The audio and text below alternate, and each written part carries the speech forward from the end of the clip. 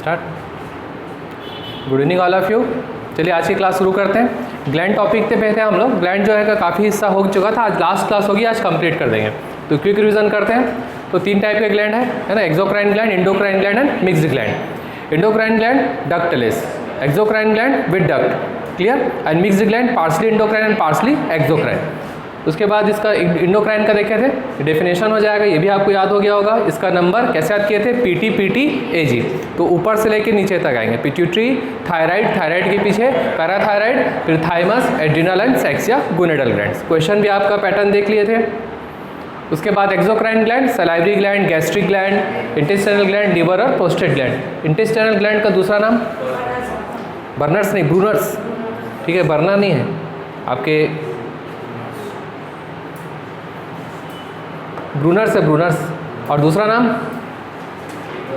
Liver कून, खून नहीं है, लिवर कून, ठीक है, लिवर कून, खून मत बोलना उसको।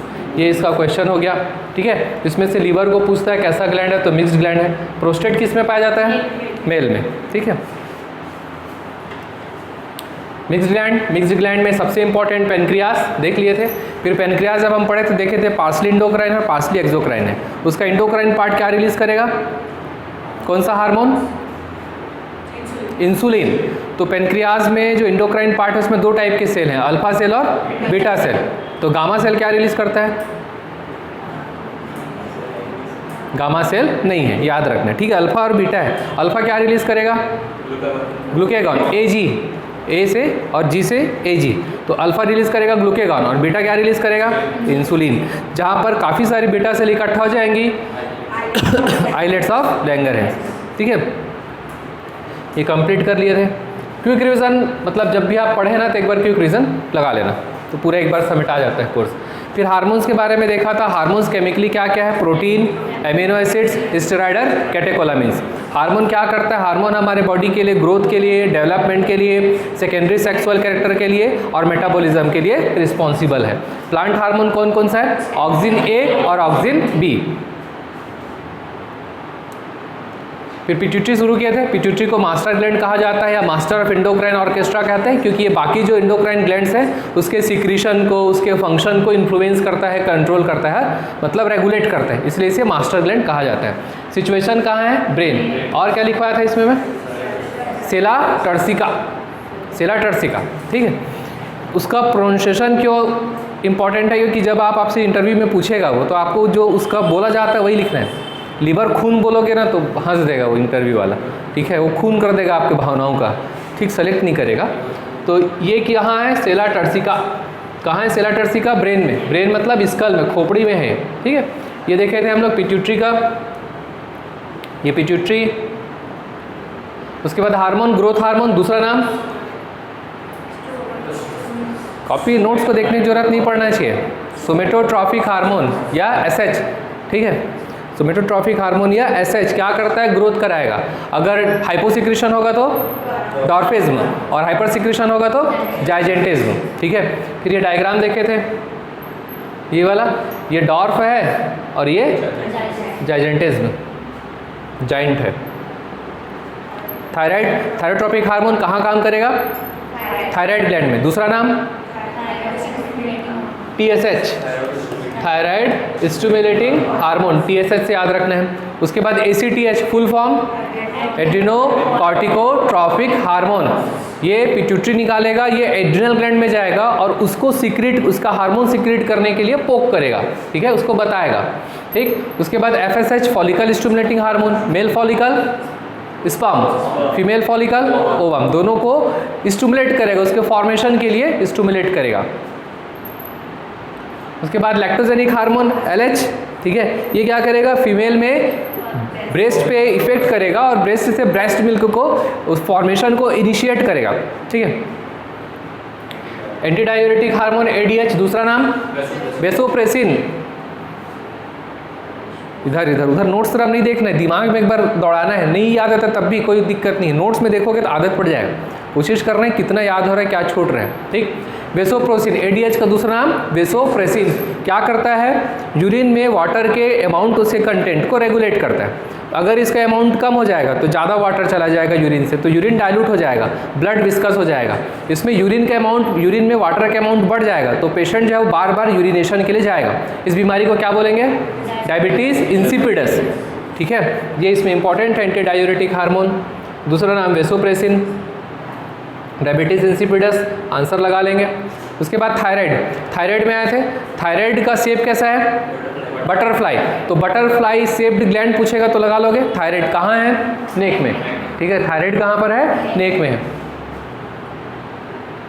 थायराइड नेक में है, हार्मोन इसका थायरॉक्सिन है, ठीक है। थायरॉक्सिन जो है मेन इसका काम क्या है, मेटाबॉलिज्म करता है। जितना अच्छा मेटाबॉलिज्म होगा उतना ही बॉडी ठीक होगा, लेकिन अगर इसका हाइपोसिक्रेशन होगा तो वो मेटाबॉलिज्म होगा नहीं, पूरा फैट डिपॉजिट लग जाएगा। पेशेंट जो पर्सन है वो ओबेस हो जाएगा, डॉर्फ होगा, वीक हो जाएगा, हाइपर सिक्रेशन से थिन बॉडी, ये सब चीज़ें आपको दिखाई देंगी। मेन है ये, ठीक है। और ये वाला दूसरा क्वेश्चन बनेगा डॉर्फ, तो आपसे पूछेगा डॉर्फिज्म कौन कौन से हार्मोन के हाइपोसिक्रेशन से होता है, तो पिट्यूटरी का ग्रोथ हार्मोन और थायराइड। अरे यार फोटो नहीं डाला हूँ, शायद मैं भूल गया हूँ। थायराइड ग्लैंड, ठीक, ये वाला शेप है इसका, ये थायराइड है।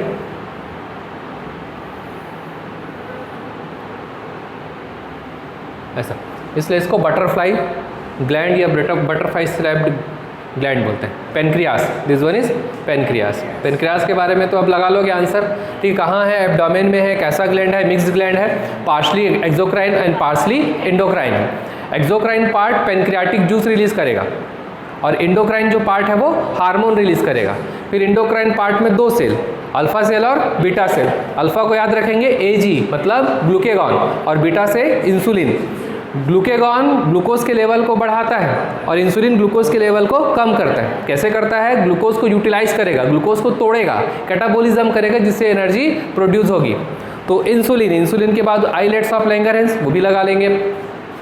इसमें इसका हाइपोसिक्रेशन, तो जब इंसुलिन का लेवल कम हो जाएगा तो क्या होगा, तो जब इंसुलिन का लेवल कम होता है तो ब्लड में ग्लूकोज टूटेगा नहीं, ग्लूकोज खुला घूमते रहेगा, तो ब्लड में ग्लूकोज का लेवल बढ़ जाएगा। That is a hyperglycaemia. इसी हाइपरग्लाइसीमिया को बोलते हैं डायबिटीज़ मेलाइटस। प्रश्न आपसे पूछेगा क्वेश्चन कि डायबिटीज़ मेलाइटस में किसकी कमी होती है, इंसुलिन की कमी होती है। डायबिटीज़ मेलाइटस किस ग्लैंड से संबंधित है, पेनक्रियास से संबंधित है। Diabetes mellitus is related with which organ, which gland, तो पेनक्रियास लेना है। और डायबिटीज इंसिपिडस लेगा तो पिट्यूटरी, ठीक है। आंसर को देख के लगाना है, डायबिटीज़ देखे दन से लगा मत देना, मेरे ख्याल से वहीं तक हुआ था ना। अब आते हैं ओवरी, गोनेड्स। गोनेड्स मतलब वो ग्लैंड जो मेल और फीमेल में रिप्रोडक्शन के लिए रिस्पॉन्सिबल है, वो गोनेड कहलाएगा। हिंदी में बोलते हैं जनन ग्रंथि, रिप्रोडक्टिव ग्लैंड, ठीक। तो मेल का रिप्रोडक्टिव ग्लैंड है टेस्टिस और फीमेल का रिप्रोडक्टिव ग्लैंड है ओवरी। तो सीधा पहला को तो यही पूछेगा कि फीमेल का सेक्स ग्लैंड कौन सा है, ठीक है, या रिप्रोडक्टिव ग्लैंड कौन सा, बोलने से ओवरी। फीमेल में यूट्रस है, गर्भाशय, और उसके साइड में ओवरी लगी हुई होती है। कैसे, इस तरीके से, ठीक है। ये यूट्रस है, ये ऐसे इधर दूसरी तरफ भी है, ये यूट्रस है, ये फेलोपियन ट्यूब बोलते हैं, और ये है ओवरी। ओवरी को दूसरा कलर ले लेते हैं,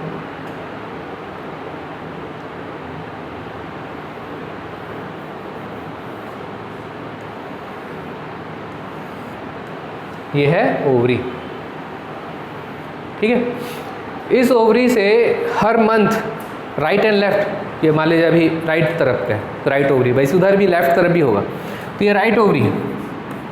राइट ओवरी में 28 डेज में एक जो ओवम है, मतलब अंडाणु ओवम, ये मैच्योर होता है और ये ओवरी से बाहर आता है,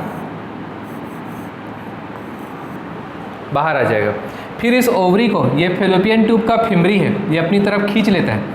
फिर ये ओवरी ऐसे अंदर, मतलब ओवम, ओवरी से निकला ओवम, ये ऐसे अंदर जाते जाते हैं, ठीक है। फिर जब क्वाइटस होता है, इंटरकोर्स, तो यहाँ से फिर स्पर्म मूव करता है और ये स्पर्म मूव करते करते करते करते यहाँ से होते हुए ऐसे मूव करते करते यहाँ पर आता है और ओवम के साथ जुड़ जाता है। तो इसको बोलते हैं फर्टिलाइजेशन। ठीक, तो ये ओवरी है, इसीलिए मेंस्ट्रुअल साइकिल होगा तो 28 डेज में होता है, तो 28 डेज तक में मैच्योर हो जाता है। ये 14 डे बाहर निकलता है, ये ओवरी है, ओवरी से क्या बाहर निकलेगा, ओवम बाहर निकलेगा। तो फिर ये ओवम जब अंदर जाएगा तो फर्टिलाइज होगा, तो फर्टिलाइज होगा तो प्रेगनेंसी होगी। अगर फर्टिलाइज नहीं हुआ तो ये जाता है, ये दीवार में चिपक जाता है। अनफर्टिलाइज्ड ओवम है, जाके यूट्रस की दीवार में जाके चिपक जाता है। फिर हार्मोन्स का लेवल कम होता है, जैसे ही हार्मोन का लेवल कम होता है, ये जो यहाँ पर चिपका हुआ था ये यहाँ से टूट जाता है। अब ये जो टूटा हुआ ओवम है ये बाहर आएगा, यही मेंस्ट्रुअल साइकिल। ठीक, तो फीमेल की पूरी बॉडी हार्मोन के ऊपर डिपेंड करती है, उसी हार्मोन को पूछता है, एस्ट्रोजन एंड प्रोजेस्टेरॉन। तो ओवरी दो हार्मोन रिलीज करेगा, एस्ट्रोजन एंड प्रोजेस्टेरॉन, ये हार्मोन रिलीज करेगा, एस्ट्रोजन और प्रोजेस्टेरॉन, यही दो हार्मोन्स है जिसके ऊपर पूरी फीमेल का बॉडी डिपेंड करता है। फीमेल में मूड स्विंग ज़्यादा होता है हार्मोन्स की वजह से।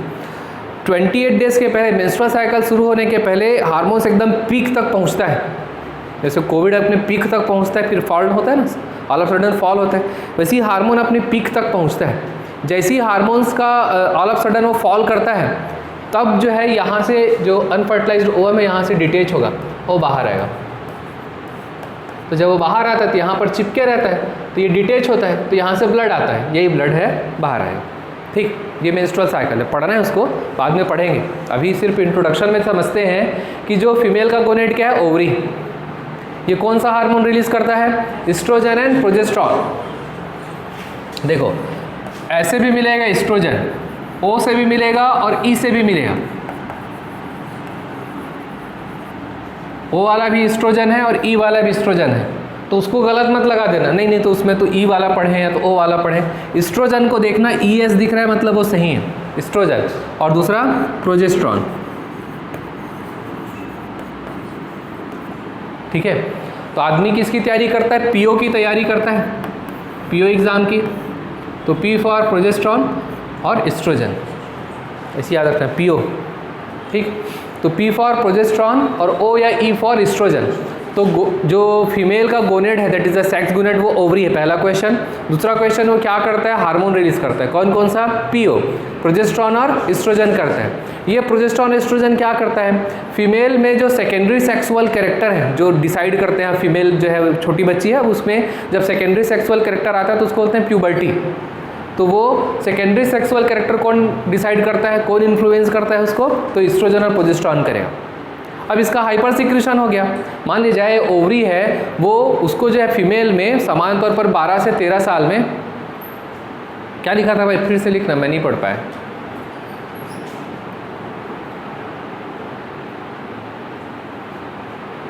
फिर से लिखो आप जो पूछ रहे थे डाउट।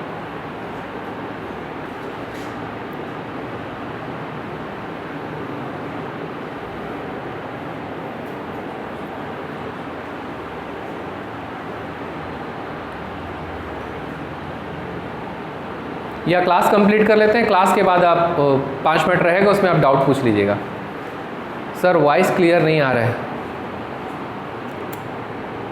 मैं इसमें भाई कुछ नहीं कर पाऊँगा यार, मेरे को एक तो आता नहीं है सब, इसमें तो लगा ही नहीं है यार, इसका स्विच वो कहाँ है, अरे यार सॉरी भाई, सॉरी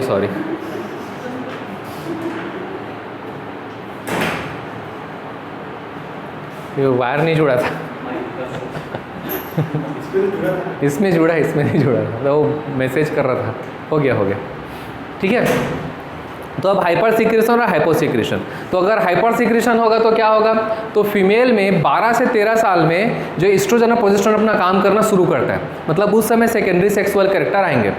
तो अब अगर ज़्यादा सीक्रेट हो रहा है तो फीमेल में जल्दी से सेकेंडरी सेक्सुअल कैरेक्टर आ जाएंगे, अगर कम होगा तो फीमेल में लेट से सेकेंडरी सेक्सुअल कैरेक्टर आएंगे।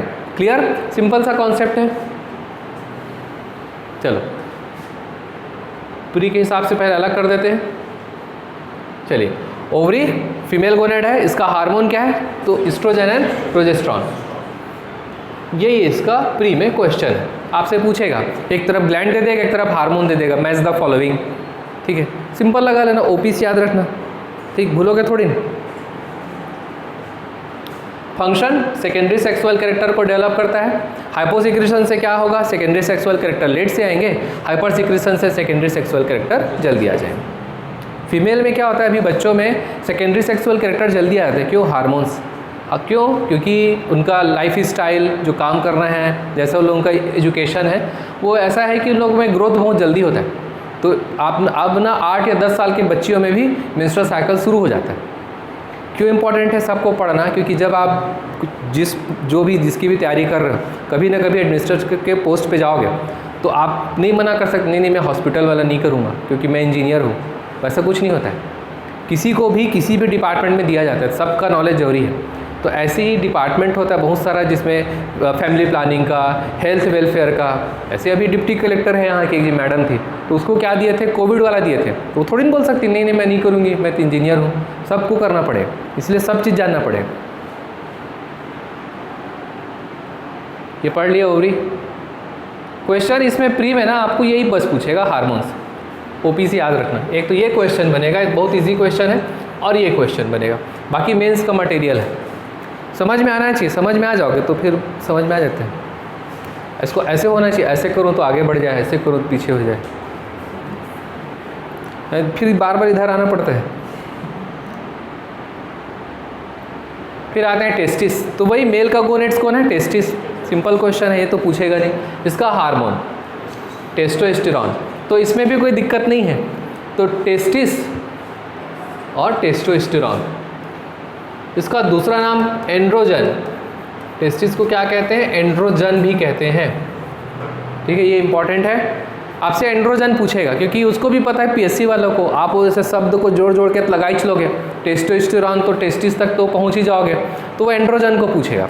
पहले इसमें क्वेश्चन पूछता है कि एंड्रोजन क्या हार्मोन है, तो सिंपल देता है androgen is a male hormone. बताओ, ये कहीं है, कुछ नहीं लिखा है, पीएससी अजीब टाइप से, उसको बोलता है मेल हार्मोन है। भाई मेल में दूसरा हार्मोन भी है, मेल में पिट्यूटरी नहीं है क्या, थायराइड वायराइड सब तो है ना, तो इसको मेल हार्मोन कहा गया। कौन का है, पीएससी का है भाई, अब पीएससी से लड़ नहीं सकते अपन। हाँ बोला है, ठीक है, अच्छा बोला है, ठीक, हम लोग भी पढ़ लेते हैं। तो मेल हार्मोन कौन सा, टेस्टोस्टेरॉन। ठीक है, और इसको क्या बोलते हैं, एंड्रोजन कहते हैं। ये क्या करता है, मेल में सेकेंडरी सेक्सुअल कैरेक्टर डेवलप करता है, जैसे मुस्टच आना, बियर्ड का आना, ठीक है, आवाज़ का मोटा होना, ठीक, और स्पर्म जो है उसका थिक हो जाना, ये सब क्या कहलाते हैं, सेकेंडरी सेक्सुअल कैरेक्टर कहलाते हैं।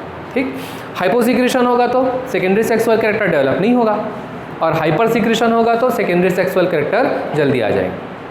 ये तो नहीं पूछेगा प्री में, पूछेगा वही टेस्टोस्टेरॉन। टेस्टोस्टेरॉन को क्या कहते हैं, मेल हार्मोन कहते हैं, और दूसरा नाम क्या है, एंड्रोजन। टेस्टिस, ठीक है, इसमें मैं क्वेश्चन नहीं देखा हूँ, इसमें मैं वही देखा हूँ, टेस्टोस्टेरॉन वाला ही है, टेस्टोस्टेरॉन को पूछा है और एंड्रोजन को पूछा है, 2 क्वेश्चन है, और बहुत कुछ क्वेश्चन बनते नहीं है इसमें। अब आते हैं पैराथायराइड ग्लैंड। तो थायराइड, यहाँ पे थायराइड है, थायराइड मान ली जाए ये थायराइड है, ऐसे बटरफ्लाई शेप्ड का है, इसको ऐसे करेंगे तो बटरफ्लाई शेप्ड है ना। तो थायराइड के पीछे, थायराइड के पीछे ऐसे एक ऊपर एक नीचे, एक ऊपर एक नीचे, ऐसे 4 पैराथायराइड ग्लैंड होते हैं। थायराइड के पीछे और पीछे तरफ पैरा, तो पहला पैराथायराइड, तो प्लेस तो हो गया कहाँ, नेक में, behind the thyroid gland. Number 4, एक ऊपर, इधर इधर, तो 2 और 2 नीचे, 4 हो गया ना, 4, तो नंबर हो गया 4। साइज होता है पी शेप्ड, मटर के दाने के बराबर दिखाई देता है। ठीक, इसका हार्मोन क्या है, तो इसका हार्मोन है पैराथार्मोन। पैराथायराइड का हार्मोन पैराथार्मोन, उसको भी नहीं पूछेगा प्री में, वो तो आप लगा लोगे पैराथायराइड पैराथार्मोन, ठीक है, इसलिए इसको नहीं पूछा है। इसका जो काम है उससे क्वेश्चन पूछता है। इसका फंक्शन देखिए कि ये क्या करता है, बॉडी में कैल्शियम और फॉस्फेट के लेवल को मेंटेन करता है। यही क्वेश्चन है इसका पैराथार्मोन का, बॉडी में कैल्शियम और फॉस्फेट के लेवल को कौन मेंटेन करता है। पहला ऑप्शन देगा विटामिन डी, तो आपको याद आएगा विटामिन, अच्छा विटामिन नहीं पढ़ा चुका ना, विटामिन तो यानी ग्लैंड पहली क्लास है, ओके। तो हम लोग वहाँ देखते हैं कि विटामिन डी भी कैल्शियम का एब्जॉर्प्शन करने में मदद करता है, एब्जॉर्ब करने में विटामिन डी जो है वो हेल्प करता है। तो अपने को कैल्शियम और विटामिन डी एकदम भाई भाई लगते हैं, तो दन से अपन विटामिन डी लगा देंगे। तो विटामिन डी नहीं लगाना है कि हमारे ब्लड में या बॉडी में कैल्शियम और फॉस्फेट के लेवल को कौन मेंटेन करता है, कौन कंट्रोल करेगा, तो पैराथ हार्मोन करता है, पहला काम। दूसरा काम ये क्या करता है, बोन का ग्रोथ, बोन का ग्रोथ करवाएगा। कैसे करवाएगा, बोन के लिए कैल्शियम चाहिए, बहुत ज़रूरी है, और बोन के लिए फॉस्फेट भी चाहिए, ठीक है। एड देता है बोन बेटा, दूध का कैल्शियम पूरा मिलता है, ऐसे करके देता है, ठगते हैं ऐसा कुछ नहीं है, ठीक। आप जैसा दूध पियोगे भाई उसमें आपको कैल्शियम मिल ही जाएगा, और बाहर धूप में निकलोगे तो विटामिन डी मिल जाएगा, नहीं कमी है तो विटामिन डी खा सकते हो, ठीक। तो बोन के लिए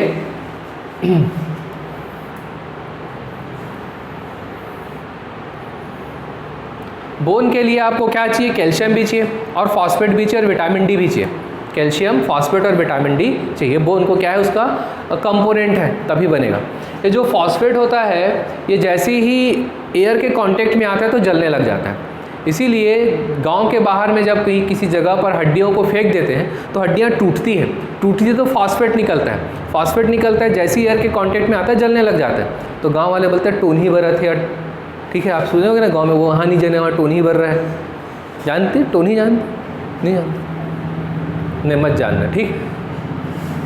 तो ऐसा क्यों होता है, क्योंकि ये जो फॉस्फेट है वो बर्न होता है, इसलिए वो थोड़े समय तक के लिए वहाँ पर ऐसा फायर दिखेगा, फ्लैम दिखता है, ठीक, समझ में आए। और कैल्शियम जो है वो बोन का इम्पॉर्टेंट जो है वो कंपोनेंट है, कैल्शियम, विटामिन डी और फॉस्फेट। तो जो कैल्शियम और फॉस्फेट है उसके अमाउंट को कौन कंट्रोल कर रहा है, पैराथ हार्मोन। तो डेफिनेटली क्या करेगा, बोन का ग्रोथ करेगा। हाँ हाँ, ऑप्शन देख के लगाना है, जो बेस्ट आंसर होगा उसी को लेना है।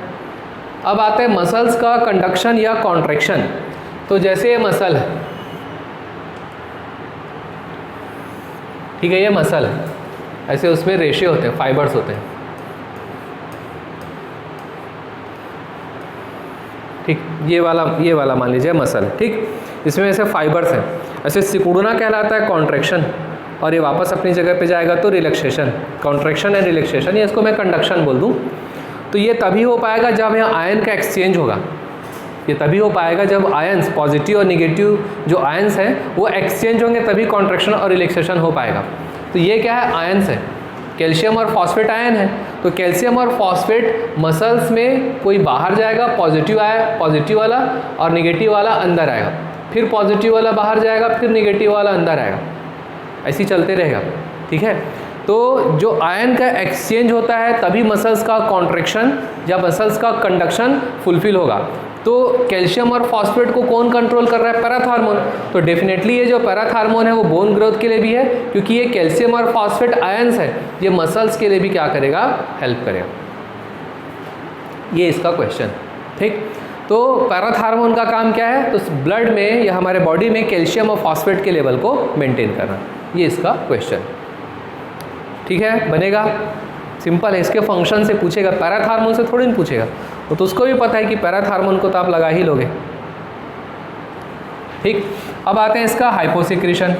हाइपोसिक्रेशन से क्या हो रहा है कि देखो, कैल्शियम और फॉस्फेट आयन है जिसकी वजह से मसल जो है वो कॉन्ट्रैक्ट हो पा रहा है, रिलैक्स हो रहा है। तो अब अगर कैल्शियम और फॉस्फेट नहीं है तो आदमी ऐसे किया, और कैल्शियम और फॉस्फेट नहीं है तो आदमी ऐसे ही लेके घूमते रहेगा, ठीक कर दे भाई, ठीक कर दे, तो ये आपका हाथ अकड़ जाएगा, अकड़ जाता ना, तो यही है क्रैम्प, क्रैम्पिंग आएगा।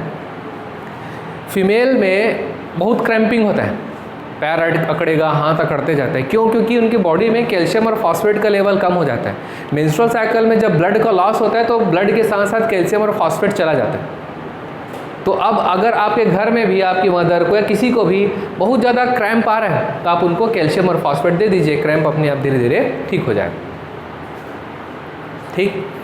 फिर आगे बढ़ते हैं, नर्व्स का काम भी क्या हो जाएगा, ब्लॉक हो जाएगा, नर्व्स अच्छे से काम नहीं कर पाएगा। क्यों, क्योंकि आयंस है ना, कैल्शियम और फॉस्फेट, वो आयंस ही नहीं है, आयंस का लेवल कम है। जब तक आयन नहीं रहेगा तब तक जो है वो नर्व इम्पल्स आगे नहीं जाएगा, इसलिए नर्व का काम भी रुक जाता है। अब पीएससी का जोन इस पूरे टॉपिक में पैराथायराइड में जो पूछता है वो है, उससे समझते हैं। बॉडी में ये पैराथ हार्मोन है, ठीक। तो आपके बॉडी में मान लिया जाए कि कैल्शियम का लेवल कम हो गया, कैल्शियम का लेवल कम हो गया, पैराथ हार्मोन को पता चला बॉडी में कैल्शियम का लेवल कम हो गया, बहुत एकदम परेशान हो गया, कैल्शियम का लेवल कम, सबको पूछा क्या करूँ क्या करूँ क्या करूँ, तो बोले तेरा काम है कैल्शियम के लेवल को मेंटेन करना है। तो पूछा पिट्यूटरी क्या करूँ साहब बताओ, मेरे कुछ समझ में नहीं आ रहा है, आप तो मास्टर हो। पूछा पिट्यूटरी से, तो पिट्यूटरी बोला कि सुन पैराथायराइड, तेरे पास पैराथ हार्मोन है, इसको निकाल। तो पैराथ हार्मोन को रिलीज़ किया। अब पैराथ हार्मोन कैल्शियम थोड़ी न बना लेगा, उसको तो कैल्शियम चाहिए बॉडी से।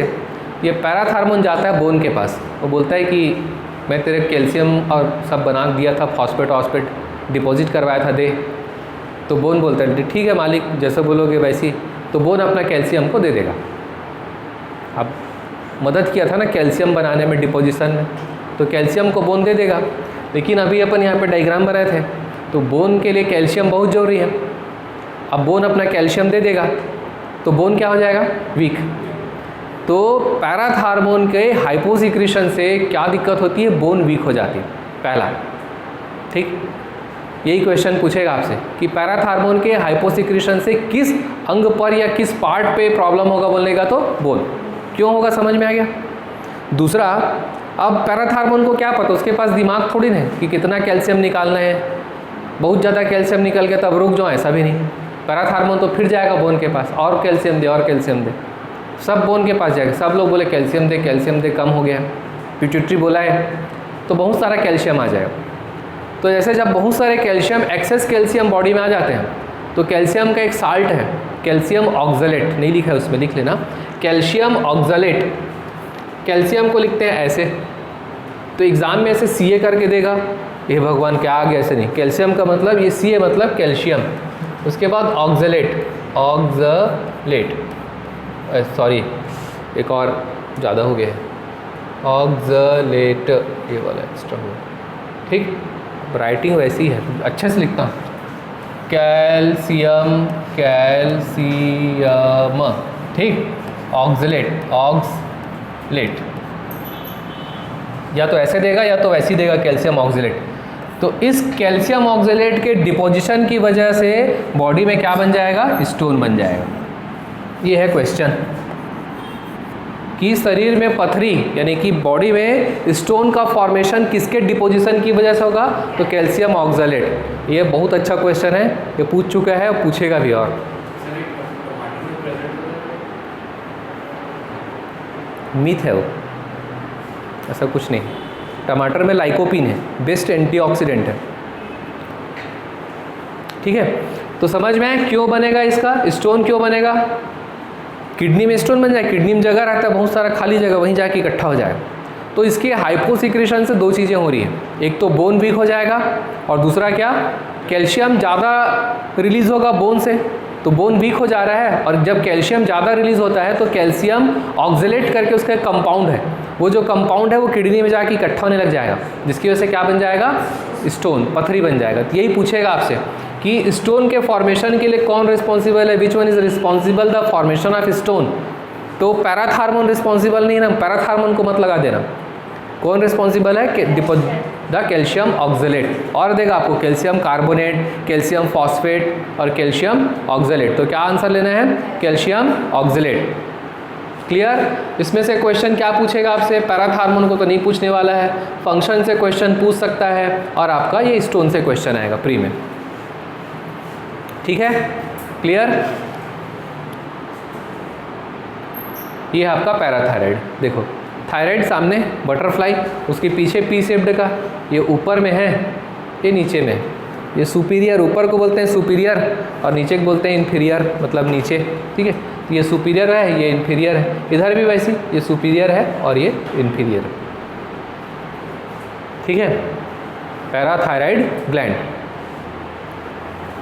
मैं एक काम करता हूँ, मैं इसको ऐसे रख लेता हूँ।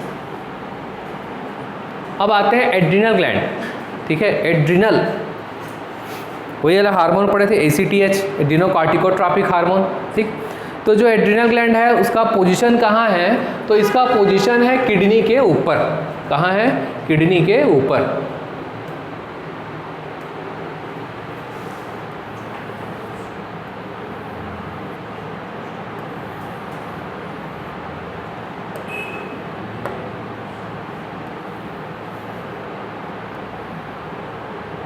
ऐसे, ये किडनी है और ये उसके ऊपर में सुप्रारीनल ग्लैंड है।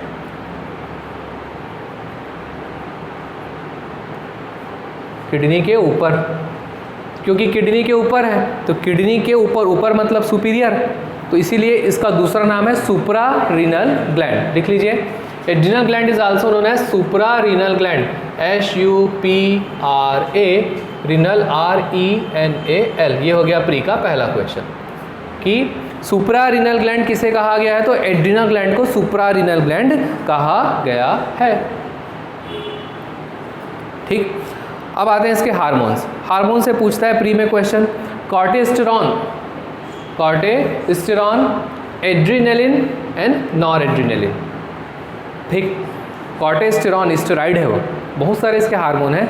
मैं मतलब इजी और जो मतलब पूछता है उसको लिया हूँ, ऐसे इसके बहुत सारे मिनरलोकॉर्टिकॉइड, ग्लूकोकॉर्टिकॉइड, ऐसे सेक्स हार्मोन। लेकिन इसमें अपने याद रखना है कॉर्टिसोन, या इसको कर लो स्टेरॉइड, इसके बाजू में लिख लो स्टेरॉइड। और एड्रिनलिन एंड नॉर एड्रिनलिन, ये इंपॉर्टेंट है, ये दोनों इंपॉर्टेंट है ना। एड्रिनलिन तो अत्यंत ज़्यादा इंपॉर्टेंट है, भारी मात्रा में इंपॉर्टेंट है। ठीक है, ये वाला एड्रिनलिन, ये क्वेश्चन पूछता है कि एड्रिनलिन को कौन रिलीज करता है। तो अब अगर एड्रिनलिन देगा ना तो आपको एड्रिनल ग्लैंड नहीं देगा, इतना दयावान नहीं है PSC, तो आप तो लगा ही लोगे AADDRRENAL लगा लोगे। तो अब आपको क्या देगा, एड्रिनलिन देगा तो क्या देगा, सुप्रारीनल ग्लैंड, और सुप्रारीनल ग्लैंड देगा तो फिर इसको ऐसे ही पूछेगा कि सुप्रारीनल ग्लैंड कौन सा हार्मोन रिलीज करता है और कौन सा हार्मोन रिलीज नहीं करता है। तो एड्रिनलिन, नॉर एड्रिनलिन, कॉर्टिस्टेरॉन या स्टेरॉइड। ठीक, समझ गया। अब जो एड्रिनलिन है वो हमारे बॉडी में क्या करता है, जैसे एक उदाहरण से समझते हैं। जैसे ये माता अभी नीचे गई, जा रही थी बात करते करते अपनी फ्रेंड से, उधर से कुत्ता इन दोनों को देख रहा था, उसको, जिसको देखा है इसको बोला कि ये सॉफ्ट टारगेट है, इसी के ऊपर आज इसको काटा जाए, दांत में खुजली है बहुत, इसको आज काटेंगे। प्लान कर रहे थे, 3-4 कुत्ते हैं बाहर में बैठ के। जैसे ये निकली सब लोग बोले अटैक, और दौड़े इसके तरफ। ठीक है, तो अब ये तो देखते नहीं रहेगी, आ रहे हैं तो मैं लक्ष्मी सर को बुलाऊं क्या, फ़ोन कर लूँ, सती। अब उसके जितना क्षमता रहेगा उतना क्षमता से वो भागेगी। ठीक, और इसको मैं बोलूँ चल दौड़, तो नहीं दौड़, सर पैर दर्द कर रहे, नहीं दौड़ती। लेकिन जैसे ही वो किसको देखी, कुत्ता लोग उसके पीछे आ रहे हैं तो दौड़ना शुरू कर देगी। ठीक, या जैसे आप चल रहे हो, सांप दिख गया तो आप थोड़ी सोचते हो कि मेरे बाजू में कौन है, क्या करूं, कैसे करूं, आप जैसे ही देखते हो वहाँ से भागना शुरू कर देते हो। होता है ना, ये कुत्ता वाला तो एकदम परफेक्ट है, उस समय अपने पता नहीं चलता कि मैं इतने तेज़ी से दौड़ सकता हूँ, लेकिन आप दौड़ दोगे। होता है, तो ये होता है किसकी वजह से, एड्रेनलिन हार्मोन की वजह से। जैसे ही हमारे बॉडी में एक्साइटमेंट या फियर आता है तो हमारा ब्रेन तुरंत एक्टिवेट होता है, और वो ब्रेन जो है उसमें पिट्यूटरी रिलीज़ करेगा ACTH। ठीक है, एड्रिनोकॉर्टिकोट्रॉपिक हार्मोन, वो ACTH पहुंच जाएगा एड्रिनल ग्लैंड के पास, और एड्रिनल ग्लैंड को बोलेगा भाई खतरनाक स्थिति आ गई, बहुत खतरनाक परिस्थिति है, तो अपन लड़ नहीं सकते हैं, यहाँ से भागना है, अपने तुरंत भागना है।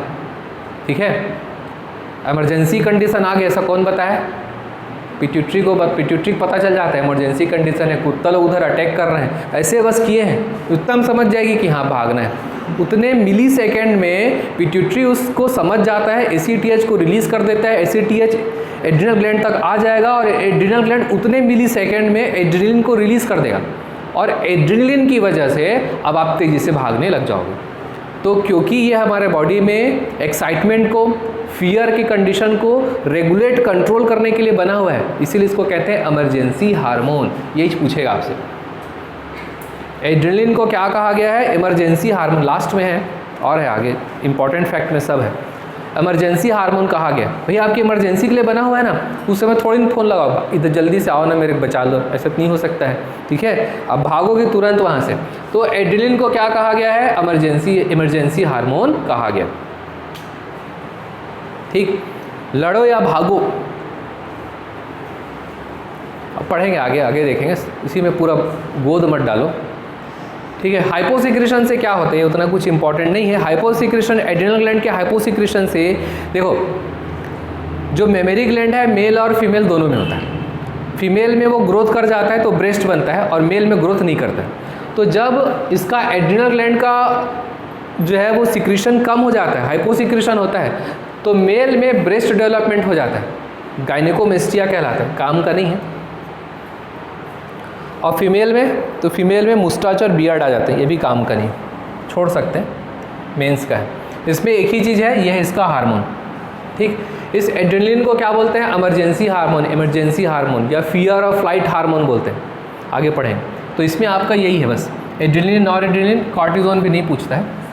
और वो उसका दूसरा नाम, तो एड्रिनल ग्लैंड का दूसरा नाम क्या है? Suprarenal gland. कौन सा हार्मोन रिलीज करता है? कॉर्टिसोन या steroid, adrenaline and noradrenaline. Adrenaline को क्या कहा गया है? इमरजेंसी हार्मोन कहा गया। क्यों? क्योंकि ये इमरजेंसी में हमारे बॉडी को एनर्जी प्रोवाइड करता है, इससे हम लोग जो अपना जो भी काम है, या तो लड़ोगे तो नहीं, कुत्ता जाग थोड़ी लड़ोगे, कहा मैं तेरे से लड़ाई करती हूँ, मारूंगी तेरे को, ब्लॉक कर दूंगी तेरे को, ऐसा तो नहीं कर पाओगे कुछ।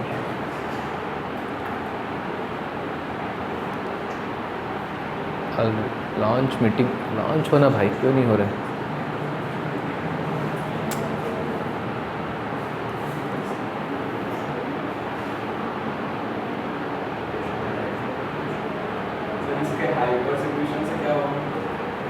हाइपर सिक्रेशन से ग्रोथ ज़्यादा होता है बॉडी में, ब्लड प्रेशर बढ़ जाता है।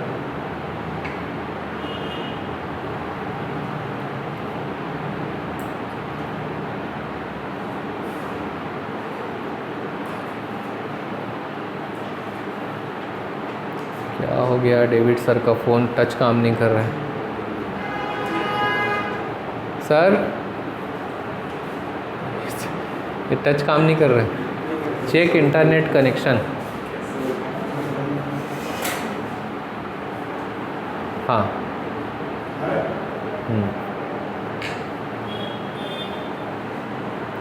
वाईफाई से चल रहा है तब भी।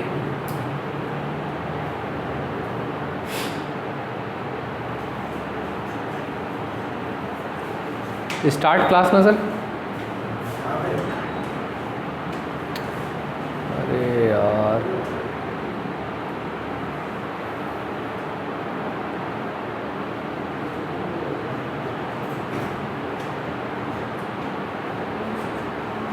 नहीं चालू हो रहा है। बन जाएगा। एड्रिनल प्लेस कहाँ? Above the kidney. It is also known as suprarenal gland. Clear? इसका हार्मोन कॉर्टिस्टेरॉन या स्टेरॉइड और adrenaline and noradrenaline. Adrenaline noradrenaline क्या करता है? हमारे बॉडी में इमरजेंसी सिचुएशन में वर्क करता है, इसलिए इसे क्या कहते हैं? इमरजेंसी हार्मोन भी कहते हैं। हाइपोसिक्रेशन और हाइपर सिक्रेशन। हाइपर सिक्रेशन आपके काम का नहीं है। हाइपोसिक्रेशन में क्या होगा? डेवलपमेंट होगा। मेल में फीमेल लाइक कैरेक्टर डेवलप होंगे और फीमेल में मेल लाइक कैरेक्टर डेवलप होने लग जाते हैं। मेल में ब्रेस्ट का डेवलपमेंट होगा जो गायनेकोमेस्टिया कहलाता है। फीमेल में मुस्टाच और बियर्ड आना शुरू हो जाता है। ठीक, नहीं मिलता है। ये है आपका सुप्रारिनल ग्लैंड, दिस वन। ये किडनी, वृक्क, और ये है सुप्रारिनल ग्लैंड। जो येलो कलर का दिख रहा है ये है सुप्रारिनल ग्लैंड। ठीक, देखो डायग्राम मैं पीपीटी भी दे दूंगा आपको, ग्रुप में शेयर कर दूंगा। तो जब तक आप डायग्राम नहीं देखोगे तब तक मतलब थोड़ा रटना पड़ता है उसको, लेकिन जब आप डायग्राम से देख लेते हो तो आपको याद हो जाएगा। अब इसलिए याद थोड़ी नहीं करना पड़े, किडनी के ऊपर होता है, क्या काम करता है, लगा लेना आंसर। ठीक है,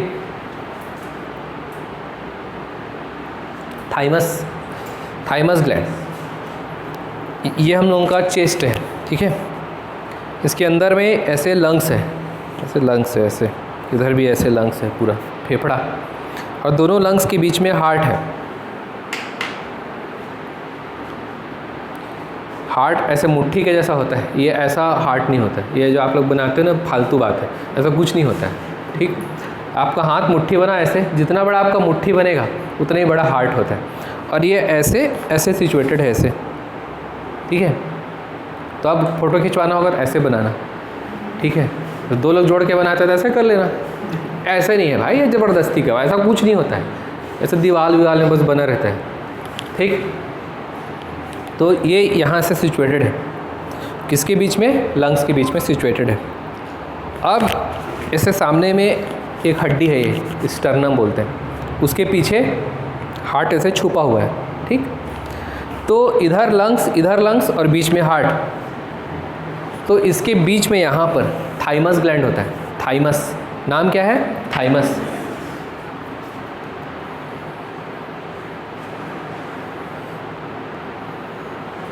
ऐसे दिखता है थाइमस ग्लैंड, ठीक है। इसका एक ही क्वेश्चन है, ठीक, उसको क्वेश्चन को सीधा पहले क्वेश्चन को लगा लेते हैं। तो थाइमस ग्लैंड कौन सा हार्मोन रिलीज करता है? थाइमोसिन। ये भी नहीं पूछेगा, आप तो लगा लोगे THM, हाँ यही है, ठीक है। क्वेश्चन बनेगा ये, और ये क्यों इम्पॉर्टेंट है? क्योंकि कोविड का समय है। तो ऐसा कौन सा ग्लैंड है जो बॉडी में इम्यूनिटी के लिए रिस्पॉन्सिबल है, इम्यूनिटी को बूस्ट करता है बोलेगा तो थाइमस ग्लैंड। हम लोग क्या लगाएंगे अपने, जब कुछ समझ में नहीं आएगा तो अपने के लिए पिट्यूटरी है सब में आंसर, उसी के साथ बहुत सारा हार्मोन रिलीज होता है, मास्टर ग्लैंड भी है। तो अपने अगर मन करते हैं पिट्यूटरी लगा दूँ क्या, तो पिट्यूटरी को नहीं लगाना है आंसर। तो एक ही ग्लैंड है जो हम लोगों के बॉडी में इम्यूनिटी के लिए रिस्पॉन्सिबल, इम्यूनिटी मीन्स रोगों से लड़ने की क्षमता है ना, the defence mechanism of our body which will kill the pathogen when it will enter in our body, the thymus gland will activate and it will release thymosin hormone। ये जो thymosin है उसके बहुत सारे काम हैं हमारे बॉडी में। हमारे सैनिक होते हैं बॉडी के, ठीक है, लिम्फोसाइट्स बोलते हैं, WBC बोलते हैं। ये ऐसे ही बैठे रहते हैं चुपचाप, देखते रहते हैं, जैसे राजा आदेश देगा वैसे अपन उधर जो भी बोलेगा उसको मार देंगे। तो जैसी बॉडी में कोई वायरस या बैक्टीरिया इन्वेड करता है तो ये जो थाइमस ग्लैंड है उसका रिलीज करता है हार्मोन थाइमोसिन। ये तुरंत सब सैनिक को बोलते हैं, ओ दे आ गया, मार दे उसको। तो थाइमोसिन क्या करते हैं? मार देते हैं उसको, जो बोलोगे वैसी। टी लिम्फोसाइट बोलते हैं, बहुत आगे का चीज़ हो गया, लेकिन टी लिम्फोसाइट ये सैनिक है, टी लिम्फोसाइट सैनिक है। तो थाइमोसिन क्या करता है? इस टी लिम्फोसाइट को बोलता है, ओ दे आ गया, क्या करो, पूछते हैं मालिक क्या कर रहे हैं, और क्या करें? मार दे बोलते हैं। ये ज़्यादातर मार देते हैं। जैसे भाई ये मान लीजिए ये वायरस है तो इसको ऐसे बना देते हैं, खूंखार, ठीक है, ऐसे। तो जैसे ये वायरस को देखता है टी लिम्फोसाइट का दिमाग ख़राब हो जाता है, ठीक है। फिर इसको याद रहता है टी लिम्फोसाइट को, पिछली बार मालिक बताया था इसको मारना है, तो ये पहचान जाता है। अब उसको मालिक का वेट भी नहीं करता है, ये जैसे ही आया तो वो पूछेगा भी नहीं थाइमस ग्लैंड को। थाइमोसिन देखता है ये फिर आ गया तो क्या करता है? इसके पास में जाता है और इसको खा लेता है, मार देता है, ठीक है। इसके ऊपर अटैक करेगा और इसको क्या करेगा? किल कर देगा। कौन? थाइमोसिन। तो इस तरीके से बॉडी में जो कोई इन्वेड करता है, चाहे वायरस हो या बैक्टीरिया हो, उसको थाइमोसिन किल कर देगा, मार देगा तो हमारे बॉडी की इम्यूनिटी आ जाएगी। और एक बार मार दिया तो ये सेल तो है, हमारे सेल तो है, थाइमोसिन तो है, वो पहचान जाता है। तो अगली बार आएगा ना तो फिर उसको मरते तक और मारेगा, ठीक है। इसीलिए इसको बोलते हैं, इस तरीके से हमारे बॉडी को क्या मिल जाएगी?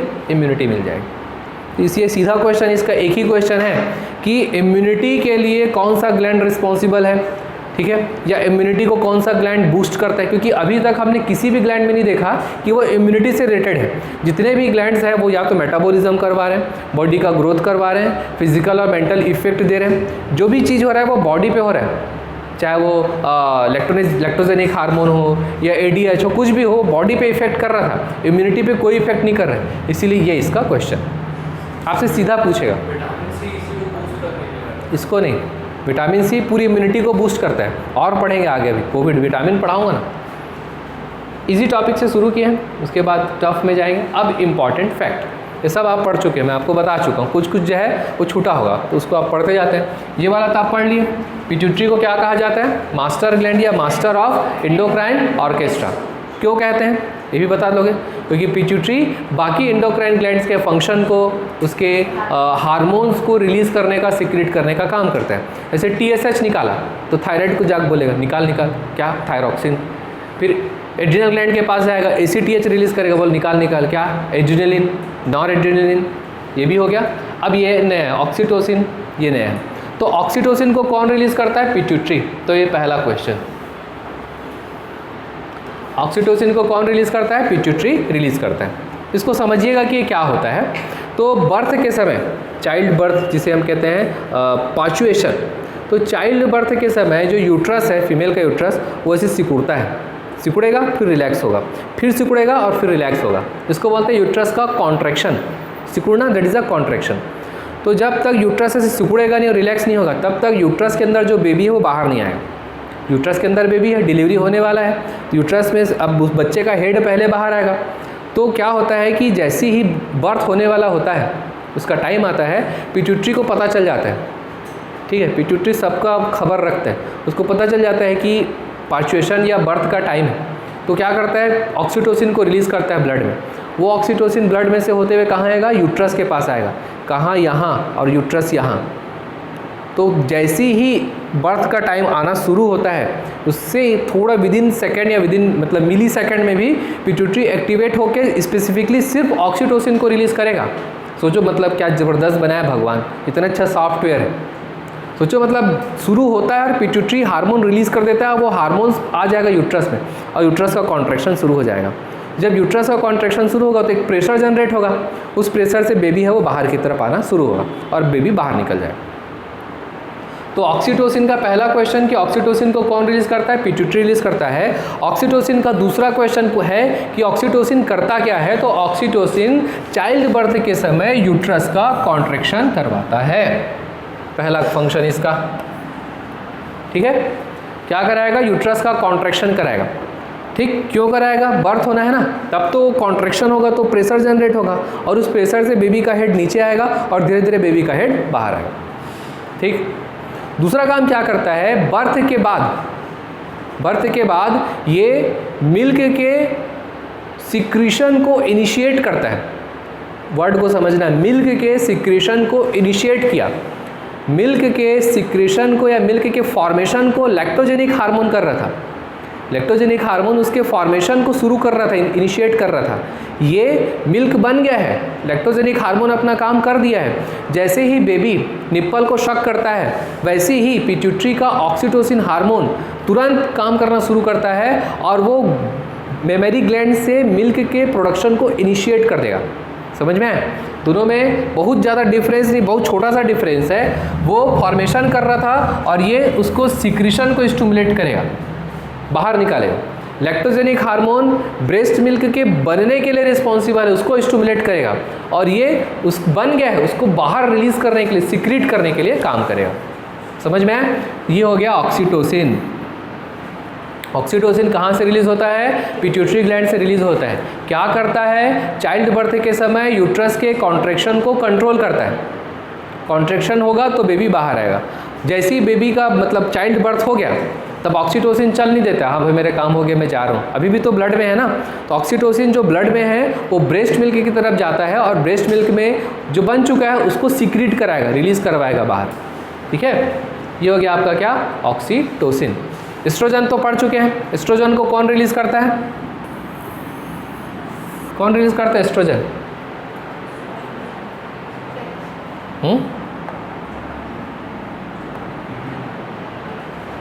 याद करते हैं, उसमें नोट्स में नहीं देखना है। ट्रिक इसीलिए बताया हूँ, पीओ बताया था, पीओ की तैयारी करते हैं। पीओ मैं आपको बताया था, चाहे ई हो चाहे ओ हो तो वो एस्ट्रोजन ही है, मतलब ओवरी। ठीक है, तो it's help in the function of oestrogen hormone and growth of breast. कोई काम का नहीं है। एस्ट्रोजन को कौन रिलीज करता है, ओवरी। इसको याद रखना, एस्ट्रोजन एंड प्रोजेस्टेरॉन। एड्रेनलिन, इसके बारे में पढ़ लिए। एड्रेनलिन को कौन रिलीज करेगा, एड्रिनल ग्लैंड या दूसरा नाम सुप्रा रीनल ग्लैंड। तो जो एड्रेनलिन हार्मोन है वो फियर के समय या एक्साइटमेंट के समय हमारी फिजिकल एक्टिविटी को कंट्रोल करता है। ये इमरजेंसी के समय में काम आता है, इसलिए इसे क्या कहा जाता है, इमरजेंसी हार्मोन भी कहा जाता है। या इसे फाइट एंड फ्लाइट हार्मोन, या तो लड़ो या भाग जाओ, या दौड़ो भागो उड़ो hormone, fear and run hormone भी कहा जाता है। ठीक है, या तो लड़ेगा, एड्रेनलिन बहुत ज़्यादा हो जाएगा तो जैसे सब लोग पूछते हैं हाउस द जोश, सब लोग कहते हैं यस सर। तो वो क्यों बोल पा रहे हैं वैसे, क्यों बोलते हैं, क्योंकि वो अपने एड्रेनलिन हार्मोन को बढ़ाना चाहते हैं। तो स्पोर्ट्स वाले क्या करते हैं, जो स्टेरॉइड लेते हैं ना, तो इसी एड्रेनलिन को लेते हैं। तो ज़्यादा एड्रेनलिन लेंगे तो बहुत तेज़ी से और बहुत ज़ोर से दौड़ेंगे, फर्स्ट आ जाएंगे। ठीक है, तो ऐसे ही कभी पुलिस में सिलेक्शन लेना है तो एड्रेनलिन को लेके चल दिए, कर सकते हैं। जो साइंस पढ़ा होगा उसको पता होगा, कर सकते हैं, लेकिन उसका साइड इफ़ेक्ट भी है, बाल झड़ जाता है। जैसे सलमान खान, संजय दत्त, बाल झड़ा ना सब। ठीक, क्यों, क्योंकि वो स्टेरॉइड ज़्यादा लेते हैं। स्टेरॉइड ज़्यादा लेने से बहुत सारे इफेक्ट होते हैं। टेस्टिस की साइज छोटी हो जाती है, बाल झड़ने लग जाते हैं, इम्यूनिटी कम हो जाती है। लगाते हैं ना बहुत सारे लोग, इंजेक्शन लगवाने आते हैं कि एड्रेनलिन या स्टेरॉइड का इंजेक्शन लगा दो क्योंकि मेरे को आज सुबह दौड़ना है। लगा सकते हो, लगवा सकते, जो करना है कर सकते हो, उसके बाद जो होगा उसको भी देखा जाएगा। तो पहला हार्मोन क्या है, फ्लाइट, फियर एंड फ्लाइट। ठीक है, अच्छा, फाइट एंड फ्लाइट, या तो उससे लड़ो, बहुत ज़्यादा मतलब अगर लड़ने का मन है तो लड़ लो, या भाग जाओ, या तो डरो और दौड़ो हार्मोन। ठीक है, ये सब नाम पूछता है ना। इसे इमरजेंसी हार्मोन कहते हैं। क्यों कहते हैं? क्योंकि इमरजेंसी के समय ये काम आता है। ये भी पढ़ चुके हैं। वेसोप्रेसिन वाला भी पढ़ चुके हैं। वेसोप्रेसिन कौन रिलीज करता है? एंटी डाययूरेटिक हार्मोन कौन रिलीज करता है? वेसोप्रेसिन। पिट्यूटरी ग्लैंड रिलीज करता है। तो एडीएच को और क्या कहा जाता है? वेसोप्रेसिन कहा जाता है। मिल्क फॉर्मेशन के लिए ऑक्सीटोसिन रिस्पॉन्सिबल है, पढ़ लिए थे। ये प्रोलैक्टिन भी है।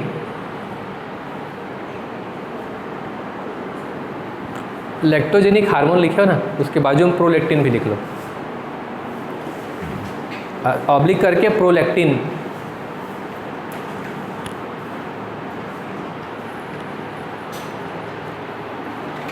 अब देखो, मान लीजिए आपको पूछा है ऑक्सीटोसिन, प्रोलैक्टिन, बोथ, तो क्या लोगे? बोथ।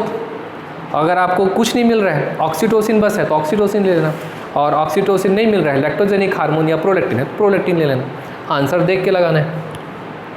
ये अच्छा क्वेश्चन है। ठीक है, इसके लिए हम लोगों को बोर्ड की ज़रूरत पड़ेगी।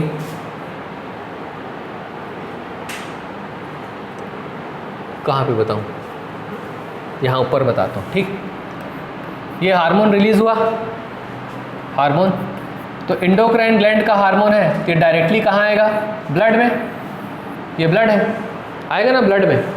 उसके बाद ब्लड से इसको जहाँ जाना होगा अपने टारगेट ऑर्गन तक जाएगा।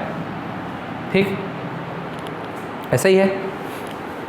जैसे आप मान लीजिए आप एंडोक्राइन ग्लैंड हो, ठीक, आपको जाना है रायपुर, लेकिन आपके पास पैसा ही नहीं है पैसा। मम्मी से मांगे, मम्मी 2 चप्पल लगाई, दिन भर घूमते रहता है, घूमते रहते, तेरे कुछ नहीं दूंगी जा, तो आपके पास तो कुछ नहीं है, आप डक्टलेस हो गए, मतलब आप एंडोक्राइन हो गए।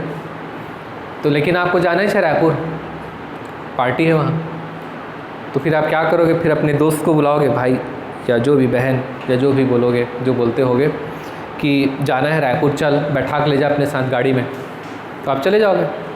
तो आपको जाने के लिए क्या चाहिए? गाड़ी चाहिए। साइकिल मिला, बैलगाड़ी, गाड़ी, टेम्पो, टैक्सी, कार, बाइक, जो मिलेगा उसमें चल दोगे ना। तो क्या चाहिए? गाड़ी चाहिए ले जाने के लिए। ठीक, वैसे तो हार्मोन भी है। हार्मोन पैसा मांगा अपनी मम्मी से, मेरे को टारगेट ऑर्गन तक जाना है, मम्मी बोली नहीं दूंगी, तो कुछ नहीं हुआ बेचारा, डक्टलेस है वो, मतलब एंडोक्राइन ग्लैंड है। तो किस में डालेगा अपने हार्मोन्स को? ब्लड में डालेगा। तो ब्लड में तो आ गया, लेकिन उसको गाड़ी चाहिए जाने के लिए टारगेट ऑर्गन तक, ऐसे ही है ना। तो जो ब्लड में प्लाज्मा प्रोटीन है, ब्लड में प्लाज्मा प्रोटीन होता है। ब्लड में हम पढ़ेंगे, ब्लड में सेल्स होते हैं, RBC, WBC, red blood कॉर्पल्स and white blood कॉर्पल्स। इसके अलावा उसमें प्लाज्मा होता है, उसका कंपोनेंट है ब्लड का, उसमें क्या होता है? प्लाज्मा भी होता है। ठीक है, तो ये प्लाज्मा अभी आप पढ़े ना कोविड में, तो इसको प्लाज्मा थेरेपी करते हैं, प्लाज्मा थेरेपी करते हैं, ये वही प्लाज्मा है। इस प्लाज्मा में इम्यूनोग्लोबुलिन पाया जाता है, जो इम्यूनिटी को प्रोवाइड करता है हमारी बॉडी को। ठीक है, ये बहुत ज़्यादा कारगर नहीं है, लेकिन हाँ फिर भी कुछ नहीं कर रहे हैं, उसको ऐसे एडमिट कर दियो, कोविड पेशेंट को भी बोल रहे हैं यार फालतू एडमिट किया है, कुछ तो कर, तो प्लाज्मा थेरेपी कर लेते हैं। बहुत ज़्यादा इफेक्टिव नहीं है, फिर भी ये प्लाज्मा थेरेपी होता है। तो ब्लड का एक कंपोनेंट है, दैट इज़ द प्लाज्मा, और वो प्लाज्मा प्रोटीन, बहुत सारे प्लाज्मा प्रोटीन है, एल्बुमिन है, ग्लोबुलिन है। ठीक है, तो जो हार्मोन ब्लड में रिलीज़ होता है, ये ब्लड में आया तो ब्लड के पीपी से, मतलब ब्लड के प्लाज्मा प्रोटीन के साथ जुड़ता है, ये इसका गाड़ी है। ये प्लाज्मा प्रोटीन गाड़ी के ऊपर बैठता है और ऐसा लहराते पहुंच जाता है कहाँ? उसके टारगेट ऑर्गन तक पहुंच जाएगा। तो क्वेश्चन पूछता है ये कि हार्मोन, एंडोक्राइन ग्लैंड्स के हार्मोन डायरेक्टली ब्लड में, ब्लड स्ट्रीम में रिलीज़ होते हैं, तो ब्लड में जाके किसके साथ जुड़ते हैं? कोई गाड़ी या दोस्त चाहिए ना, जो उसको उसके टारगेट ऑर्गन तक लेके जाएगा। तो उसका दोस्त और गाड़ी कौन है? प्लाज्मा प्रोटीन, पीपी है। ये क्वेश्चन है। ठीक है, कि हार्मोन्स जो है वो ब्लड में किसके थ्रू सर्कुलेट होते हैं, किसके साथ सर्कुलेट होते हैं, किसके साथ जुड़ते हैं, और जुड़ने के बाद उसके टारगेट ऑर्गन तक जाते हैं, तो प्लाज्मा प्रोटीन। तो ये है अच्छा क्वेश्चन, ये लेवल का क्वेश्चन। ठीक है,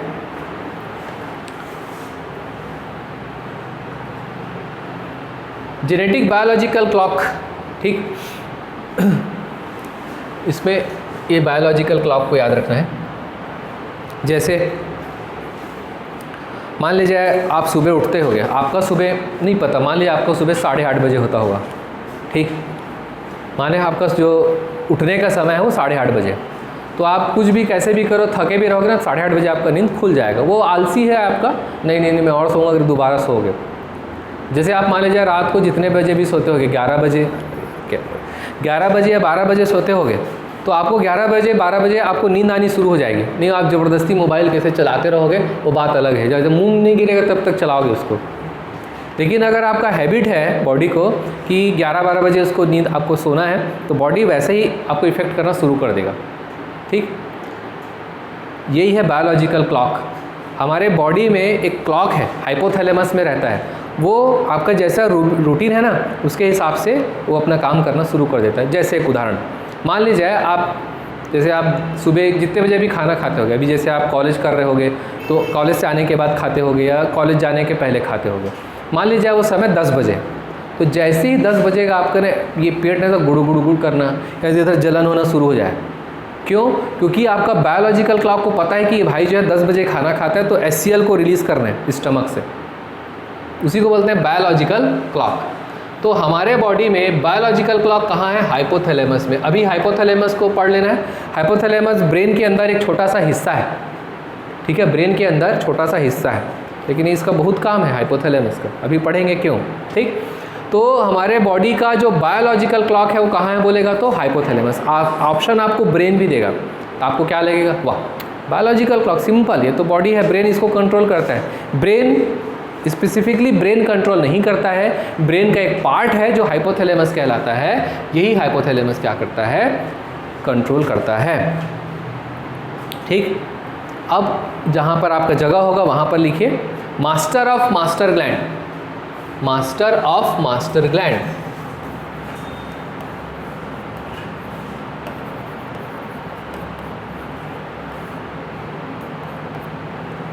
मास्टर ग्लैंड बोलने से पिट्यूटरी, तो पिट्यूटरी भी मास्टर कौन है? पिट्यूटरी भी कौन बताता है कि पिट्यूटरी सुन इधर तेरे ये काम करना है, ये काम करना है, ऐसे कौन बताता है? हाइपोथैलेमस, इसलिए इंपॉर्टेंट है। अब मास्टर ग्लैंड वाला ट्रेंड चला गया, आपसे पूछेगा मास्टर ऑफ मास्टर ग्लैंड, तो आपको क्या लगेगा, ए आप PSC गलती कर दिए, 2 बार मास्टर लिख दिया है, एक ही तो होता है मास्टर ग्लैंड तो है, इतने ही पढ़े हैं। ऐसा नहीं भाई, मास्टर ऑफ मास्टर ग्लैंड मतलब पिट्यूटरी को भी इन्फ्लुएंस करने वाला कौन सा ग्लैंड है बोलेगा तो हाइपोथैलेमस। तो हाइपोथैलेमस से 2 क्वेश्चन बनते हैं, एक है बायोलॉजिकल क्लॉक और एक है मास्टर ग्लैंड। मास्टर ग्लैंड बोलेगा तो pituitary, master of master gland बोलेगा तो हाइपोथैलेमस, ठीक। PSC को एकदम हमेशा गलत नहीं बोलना है, ऐसे ही पूछा था एक बार और सब लोग दावा पत्ती लगाए थे, नहीं भाई मास्टर ग्लैंड नहीं पूछा है, PSC से प्रिंटिंग मिस्टेक भी नहीं हुआ है, मास्टर ऑफ मास्टर ग्लैंड बोलेगा तो हाइपोथैलेमस है। ये वाला तो हम लोग लगा लिए थे मेटाबॉलिज्म के लिए, थायराइड, थायराइड का कौन सा हार्मोन, थायरॉक्सिन, ये भी लगा चुके हैं। ये नया है Hashimoto disease, auto immune disease है, हमारे बॉडी का इम्यूनिटी सिस्टम होता है जो बाहर से कोई भी वायरस या बैक्टीरिया आएगा उससे लड़ता है। तो एक ऐसा डिजीज़ हो जाता है ऑटो इम्यून, इसमें बॉडी को पता नहीं चल पाता है कि भाई ये मेरा ही शरीर है, वो अपने ही शरीर के सेल्स को लगता है कि यार ये जो है ना वायरस या बैक्टीरिया है, तो अपने शरीर के सेल्स को मार देते हैं, ये कहलाता है हाशिमोटो डिजीज़। इसमें कौन सा ग्लैंड डिस्ट्रॉय होता है बोलेगा तो थायराइड, ठीक। हाशिमोटो डिजीज़ के बाजू में लिख लीजिए यहाँ ऑटो इम्यून डिजीज़ है, ये भी क्वेश्चन है ना।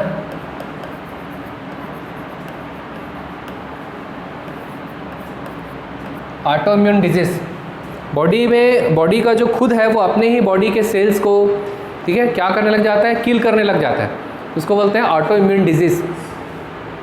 हाशिमोटो ऐसा नहीं है ना, ये हाशिमोटो डिजीज़ क्या है, एक ऑटो इम्यून डिजीज़ है। हाशिमोटो डिजीज़ में क्या होता है, जो बॉडी के सेल्स होते हैं, है ना, बॉडी का जो इम्यून सिस्टम है बॉडी के सेल्स को, खुद की बॉडी के सेल्स को पहचान नहीं पाता, उसको मार देता है।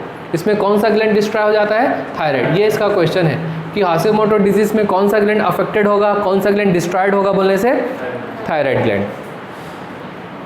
A gland which protects body from chemical is the adrenal gland. ऐसा कौन सा ग्लैंड है जो बॉडी को केमिकल से, रसायन से प्रोटेक्ट करता है, तो एड्रिनल ग्लैंड है। एड्रिनल ग्लैंड क्या करता है, तो उस केमिकल के साथ बॉन्ड बना लेता है और उसको बॉडी से बाहर निकाल देता है। ये जो है व्यापम का है, व्यापम का ये बहुत फेवरेट है, ऐसी पूछता है व्यापम, पूरा ग्लैंड व्यापम को ना, वो ग्लैंड के हार्मोन से कोई मतलब नहीं, क्या हाइपोसिक्रीशन हाइपर सिक्रीशन कुछ मतलब नहीं, वो इतने ही को पूछता है। लार्जेस्ट ग्लैंड बोलेगा तो लीवर, लार्जेस्ट ग्लैंड बोलने से लीवर, यकृत हिंदी में।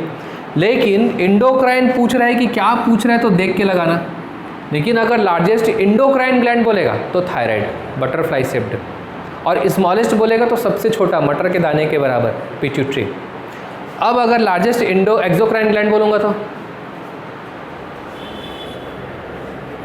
एक्सोक्राइन ग्लैंड जहाँ पर लिखा था स्लाइड में उसको याद करना, salivary gland, intestinal gland, liver. तो लार्जेस्ट अगर एक्सोक्राइन ग्लैंड बोलेगा तो भी आएगा लीवर, ठीक है।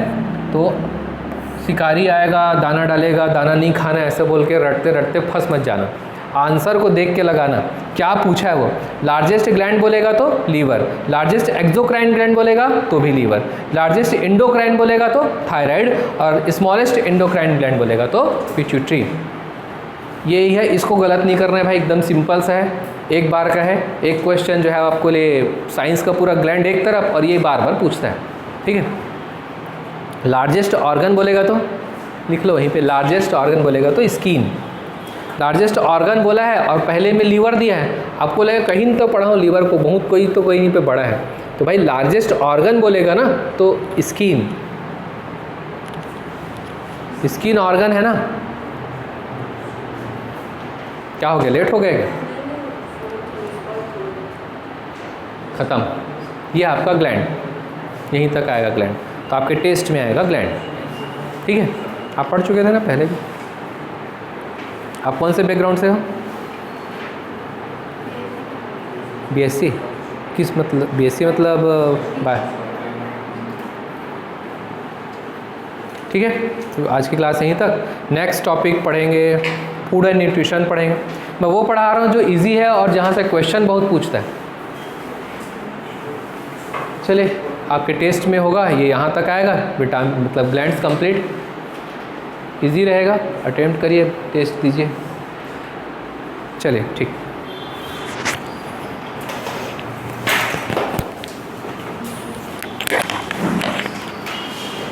इसी को दबाओ ना,